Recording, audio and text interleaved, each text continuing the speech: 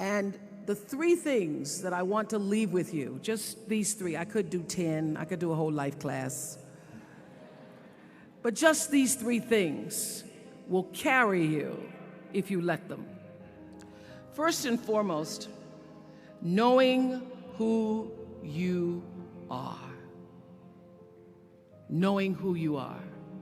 Being able to answer this question, who am I? And what do I want?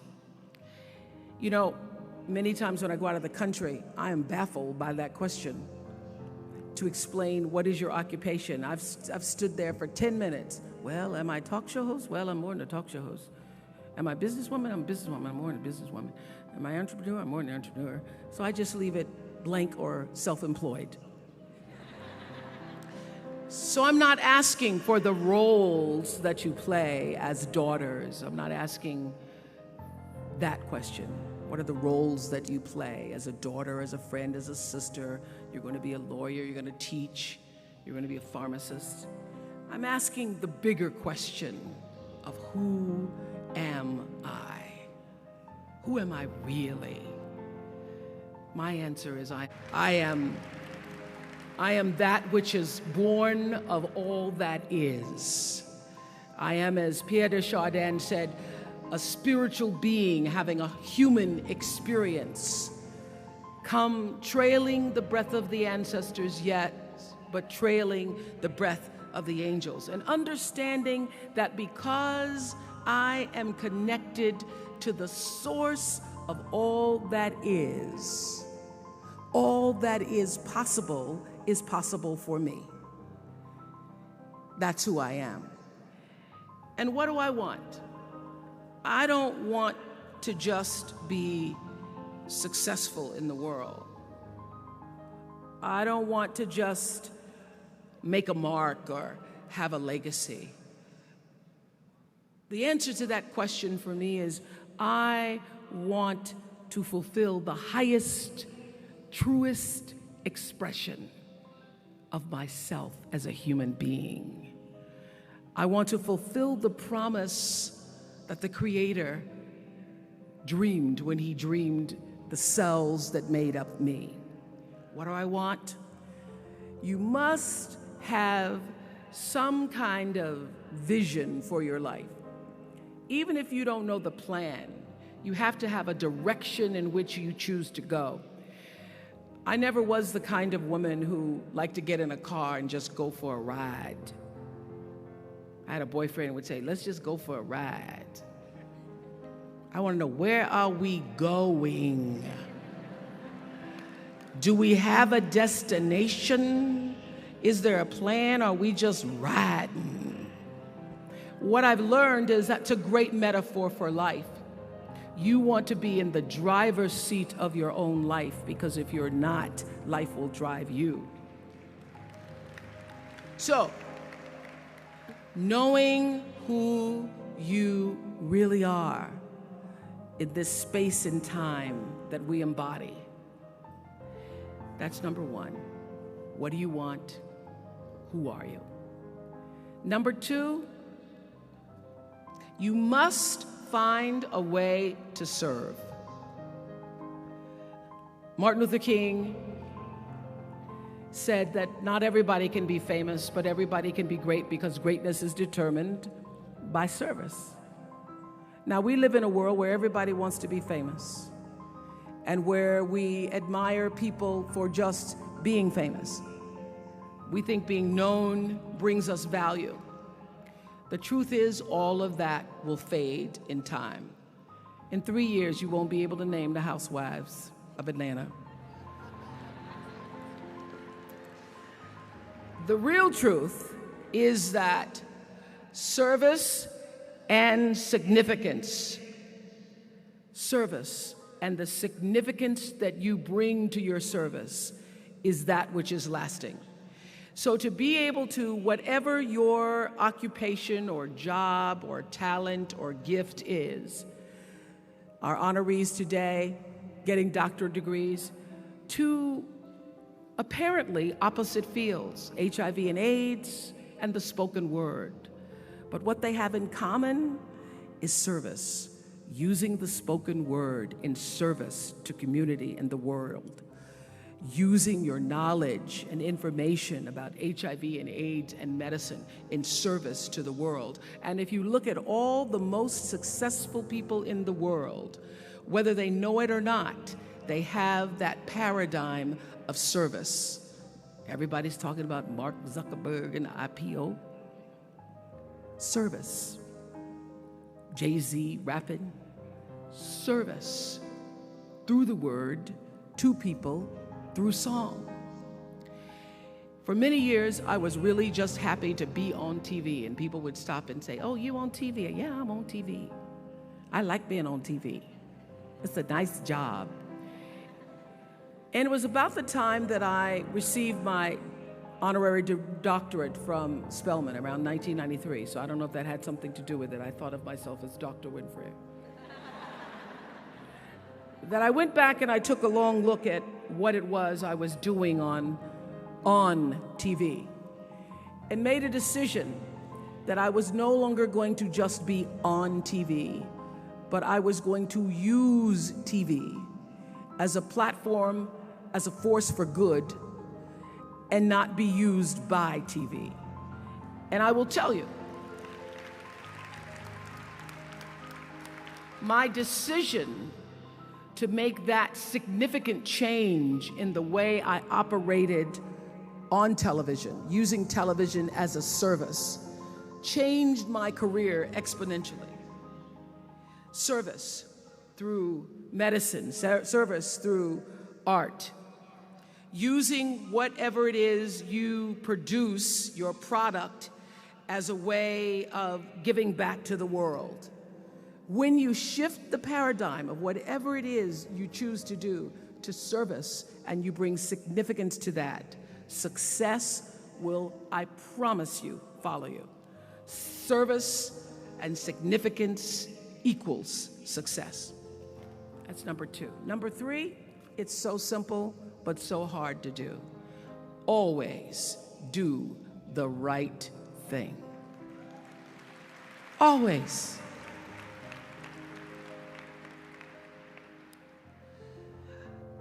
Be excellent. People notice. Think of how you notice. You go to Taco Bell, somebody gives you an extra napkin and some sauce. You notice. You want to go back to that person, because even at Taco Bell, excellence shows itself. Be excellent.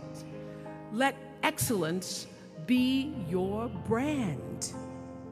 Everybody talks about building a brand. I never even knew what that was. When people would say, "You're a brand," I would say, "No, I'm just Oprah."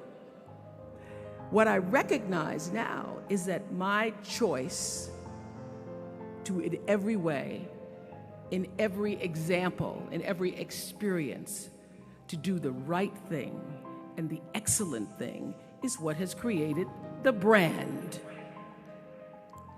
Years ago, I did an ad for Revlon for an ad they were doing called Unforgettable Women. And what I know is that when you are excellent, you become unforgettable. People remember you. You stand out. Regardless of what it is, you become an unforgettable woman. And that is what we all want. We want to be unforgettable and not forgettable. So doing the right thing, even when nobody knows you're doing the right thing, will always bring the right thing to you. I promise you that. Why?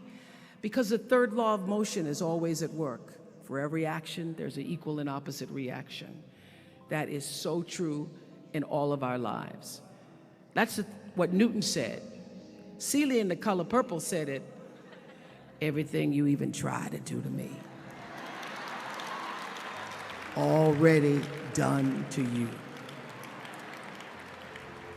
Everything you even try to do to me, already done to you.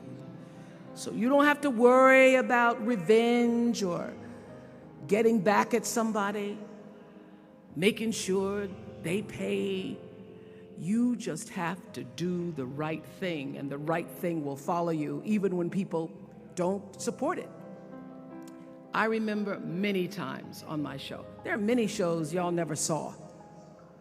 And the reason you didn't see them is because I got the last vote.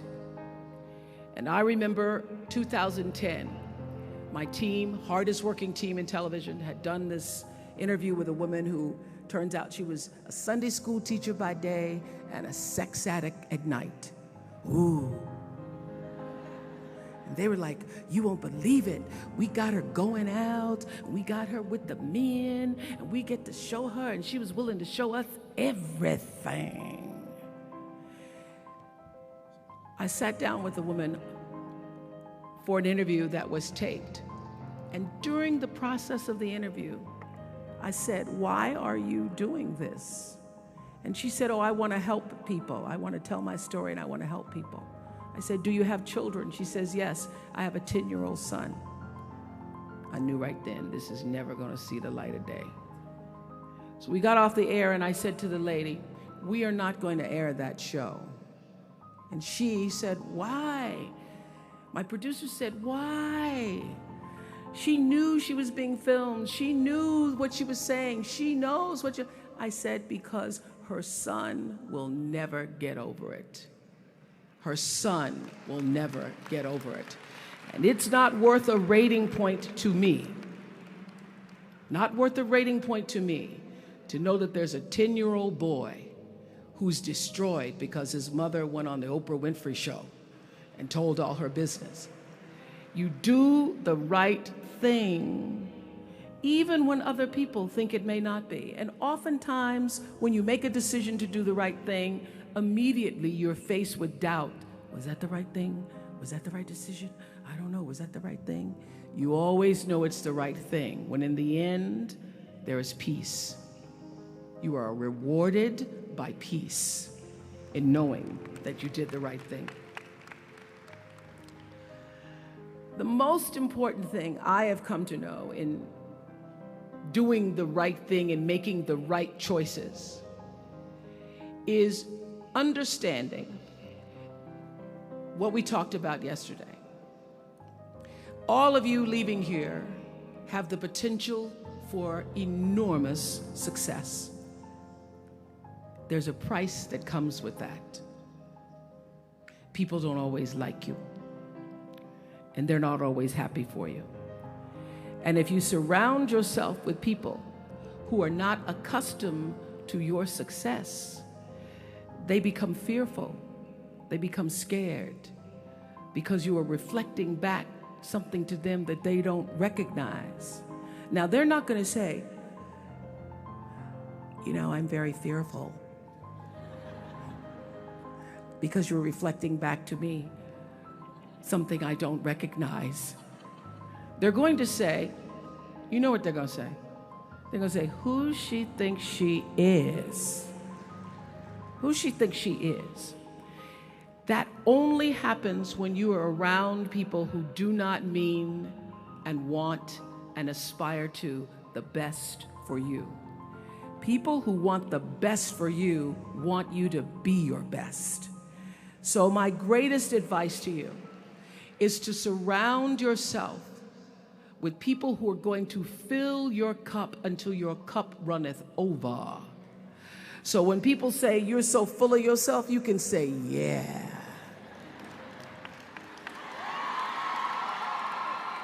Yes, I'm full. I'm so full, my cup runneth over. And to know that once your cup runneth over, you cannot spend your life with your gallon-size offerings, offering them to pint-sized people.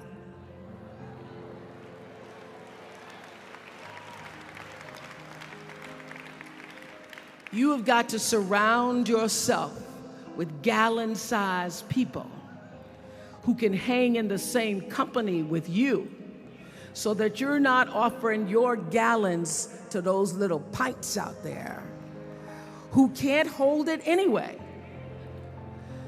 Choice to change the world. I love that song. I love hearing you all sing that song. And what I know for sure is that the biggest choices begin and end with you, your internal big questions. Who do I want to be in the world? My relationship to source energy, to all that is God. I'm not talking about what you believe in God. I'm talking about your experience of that which is all life, which is divine and universal. I'm talking about the big deal. Being connected and aligned with that. When you are tuned in and charged into that, whenever you feel empty, you go inside yourself and you connect to the source, and you know that all things are possible.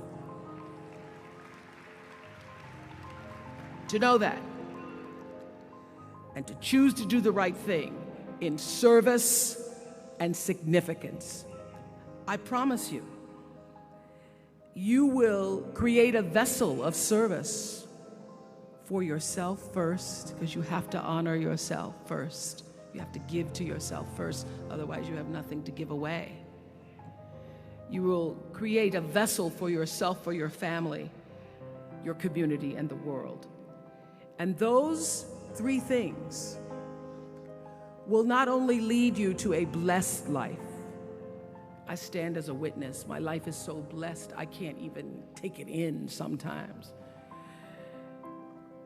It will lead you not just to a gifted life and a rewarding life that fills you up, but a sweet life. That's what you want. You want the sweetness. You want it to be so sweet, so that even when the storms come, and they will, you'll know, this too shall pass. This too shall pass. The storm is passing over, and you shall not be moved, because you know who you are. When you can do that, grace will follow you, grace and glory. And when they see you coming, it ought to make them proud.